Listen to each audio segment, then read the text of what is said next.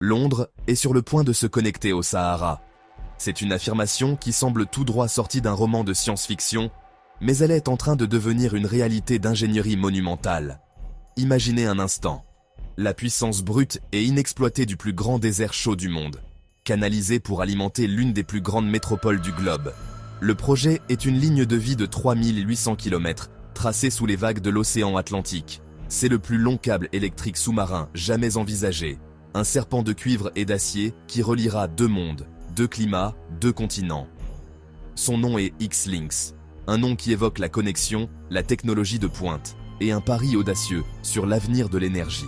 Le point de départ, la région de Guelmim Oued-Noun au Maroc, une terre baignée de soleil et balayée par des vents constants et prévisibles. C'est ici que la nature offre ses ressources les plus abondantes. Le point d'arrivée, le Devon, dans le sud-ouest de l'Angleterre, où l'énergie sera injectée directement dans le réseau national britannique. Et voici la partie la plus folle, la promesse qui change tout. Le soleil et le vent du désert alimenteront jusqu'à 8 millions de foyers britanniques. Cela représente près de 8% de la consommation totale d'électricité du Royaume-Uni. Une part significative, capable de stabiliser le réseau et de réduire la dépendance aux combustibles fossiles, surtout pendant les pics de demande hivernaux.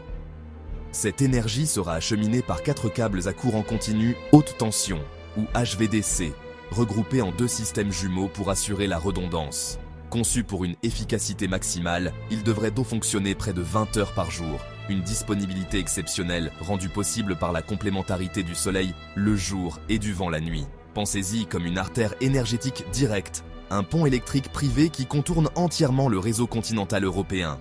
Pas de ferry, pas d'intermédiaire, pas de négociations complexes aux frontières, juste des électrons, voyageant du point A au point B. Une transaction pure, directe et incroyablement efficace. Alors, pourquoi ce projet rend-il la France et l'Espagne si nerveuses? Parce que cette initiative audacieuse contourne littéralement leur arrière-cour. Elle redessine la carte énergétique de l'Europe de l'Ouest. Pendant des décennies, Paris et Madrid ont été les gardiens du carrefour énergétique de la région.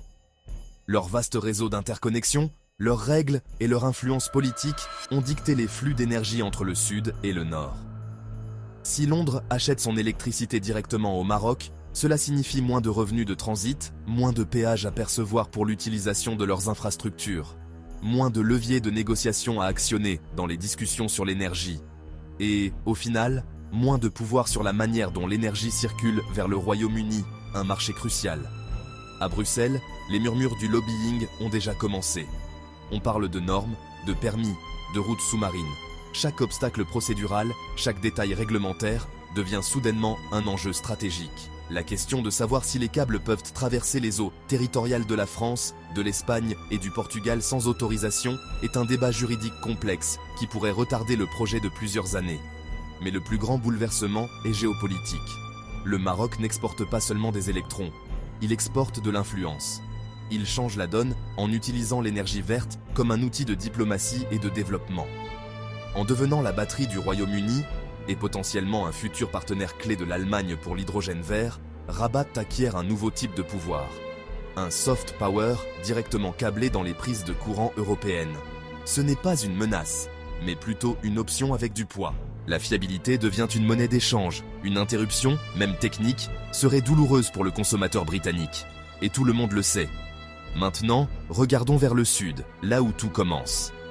Les provinces du sud du Maroc, autour de Guelmim, sont sur le point de connaître une transformation radicale, passant d'une périphérie économique à un moteur industriel vert. Vous construisez des parcs solaires et éoliens à l'échelle du gigawatt, vous ajoutez des systèmes de stockage par batterie massif pour garantir un flux constant. Et inévitablement, l'industrie suit. Des usines de dessalement, alimentées par cette énergie propre, transformeront l'eau de l'Atlantique en une ressource vitale pour l'agriculture et l'industrie, stimulant la croissance locale. L'industrie lourde, qui a désespérément besoin d'énergie propre et abordable, trouvera ici un havre. On parle de gigafactories de batteries, de centres de données énergivores et de la production d'ammoniac et d'engrais verts par le géant OCP, en remplaçant le gaz naturel par des électrons renouvelables. La logistique, les emplois, les ports, c'est tout un écosystème économique qui est en train de naître de ce projet.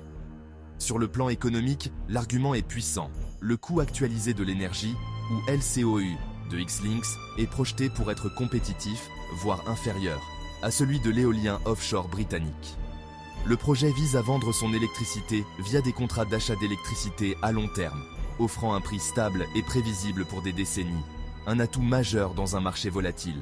De plus, il offre une complémentarité parfaite. Le Maroc bénéficie d'un ensoleillement élevé, même en hiver, lorsque la demande britannique est à son apogée et que la production solaire locale est faible. X-Links agit comme un stabilisateur naturel pour le réseau britannique. Bien sûr, un projet de cette ampleur soulève des questions environnementales et sociales cruciales. L'utilisation des terres, l'impact sur la faune locale et les écosystèmes fragiles du désert sont des préoccupations légitimes.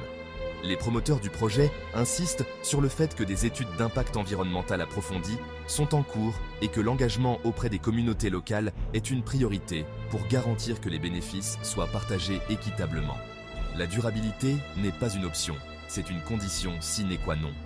Les défis restent immenses.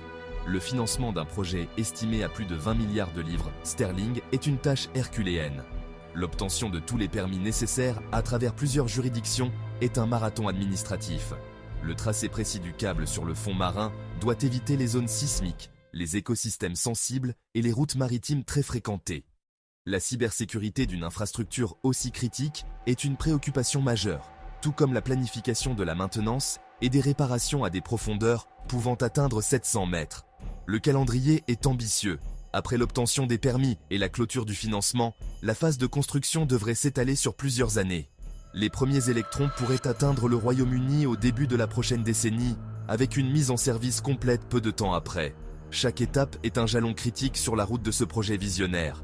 Alors, est-ce une trahison de l'Europe ou est-ce un signal d'alarme ? La révolution de l'énergie verte n'attend pas les comités ni les vieilles alliances. Elle est pragmatique. Elle cherche le meilleur vent, le soleil le plus fort, et le chemin le plus direct et le plus économique vers une prise. En ce moment, ce chemin mène du Sahara à Londres. Il passe sous les vagues, au-delà des vieilles hypothèses géopolitiques, et directement vers un avenir où les cartes du pouvoir énergétique sont entièrement redessinées.